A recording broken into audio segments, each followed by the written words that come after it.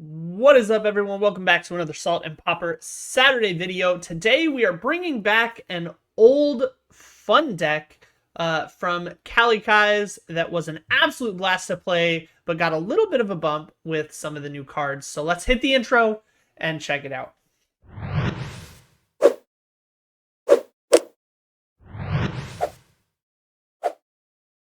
All right, what is up, guys? Here is the deck. We are going to be playing Goblin Storm, which is an all-in style red combo deck.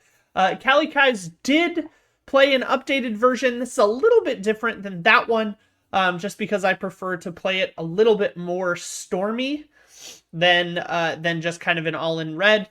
That being said, I think both versions of the deck have merit, but I've found that the extra draw card thinning of Manamorphose allows for us to drop pretty significantly in lands down to 14 with 4 petals.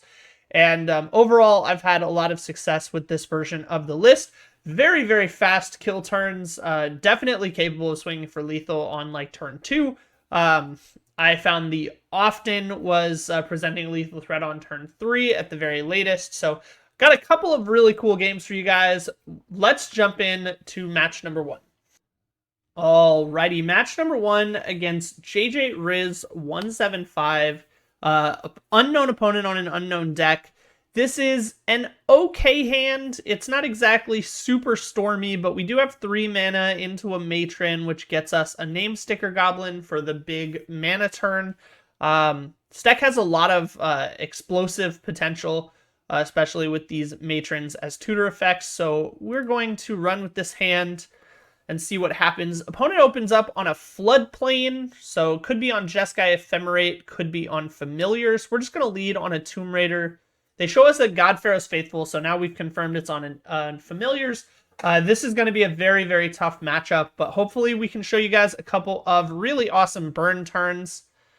Unfortunately, we don't have an artifact to turn on this Rebirth, so we're going to slow play it just a little bit, try to go really big on one of their tap-out turns. They do tap out here for a Modern Age, so this is big opening the door.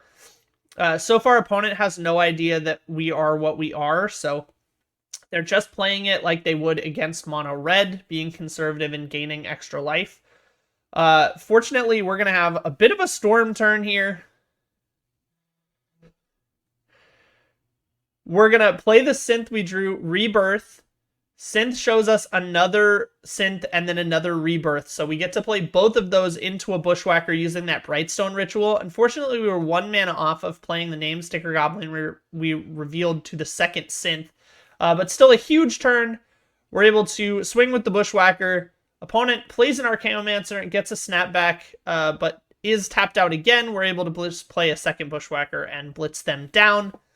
On to game number 2, a very fast showing, turn 4 lethal against Familiars, a very real deck in the format right now, especially with extra life gain. So huge, huge combo turn there with that Brightstone ritual to go really deep. Let's hit game number 2. All right, game number 2. We are going to keep this hand. We're on the draw. Sideboard, we took out a couple of Brightstone Rituals and a couple of Ren's Resolves. We brought in the red Elemental Blasts. Assuming the opponent will have blue blasts here, just want to be able to protect our big burst turn, especially our name sticker goblins. We've got a pretty good hand here. We have the Artifact Land and a Lotus Petal to turn on Tomb Raider. We have called out the Rebirth, Brightstone Ritual, Matron. So, you know, we kind of got everything we need here. We're definitely going to run with this. Opponent starts on just an Ash Barrens, which can't possibly be the best option unless they're going to cycle a Lorien Revealed here. They don't. They just play a bounce land and pass the turn. A little bit dangerous because we're not going to be able to kill them here, but we are going to be able to go pretty big. We're going to sack the Artifact Land for the Rebirth. Go Matron for a Bushwhacker. Use the Lotus Petal for the Bushwhacker. And then swing.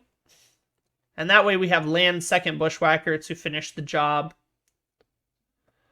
Hit a synth, but we're not going to need it. Opponent just has a Godpharaoh's Faithful. No snap to follow it up or no Familiar. So very easy match against Familiars. Definitely showing very, very strong pressure from this deck, presenting lethal on turn 3. awesome deck to play. It feels incredibly fast and very, very explosive. Let's go ahead and hit match number 2. This one lasts a little bit longer, so we'll get to see a couple of different lines from the deck.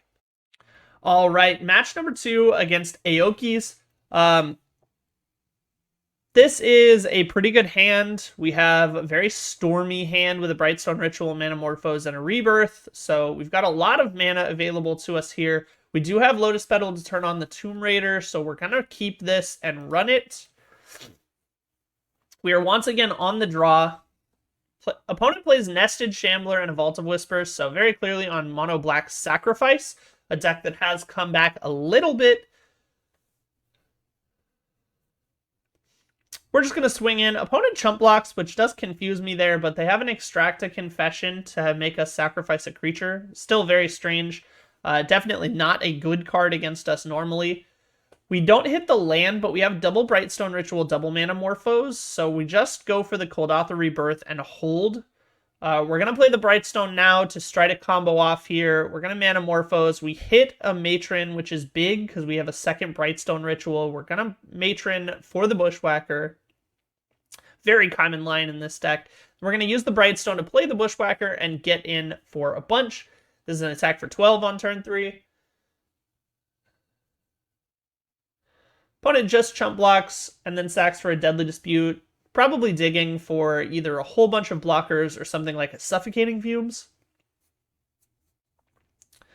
Fortunately, we are just stuck with a land in hand, but we top deck a Synth, which is super good for us. Unfortunately, that just hits another land.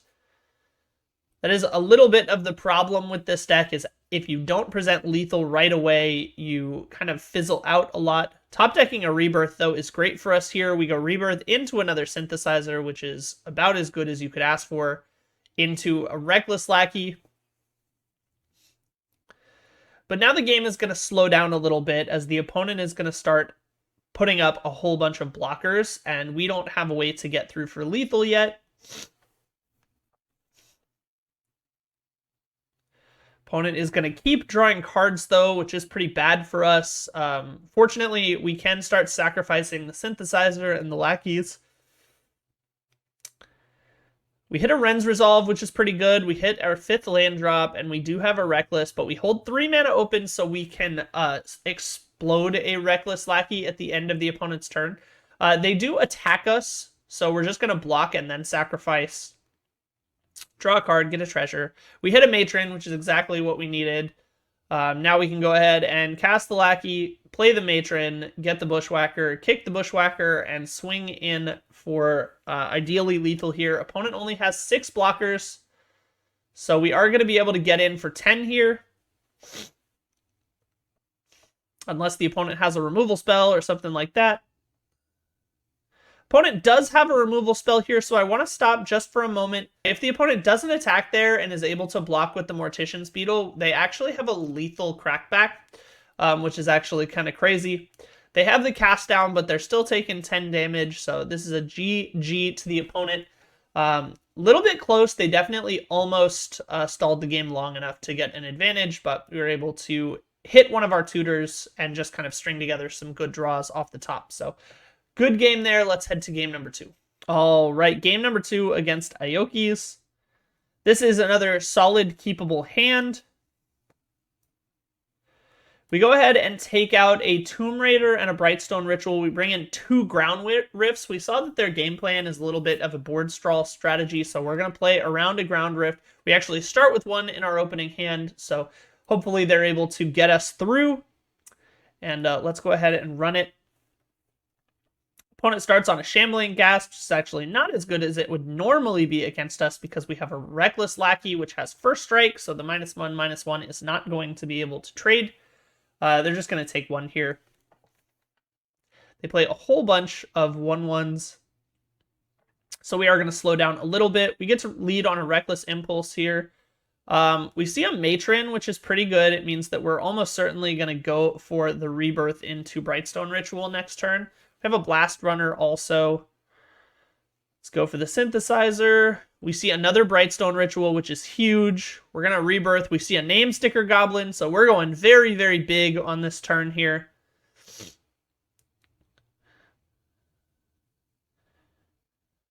play the Matron, find the Bushwhacker, go for the Brightstone Ritual, go for a Reckless Impulse. We hit another Bushwhacker, which is absolutely insane. We're going to get real big here.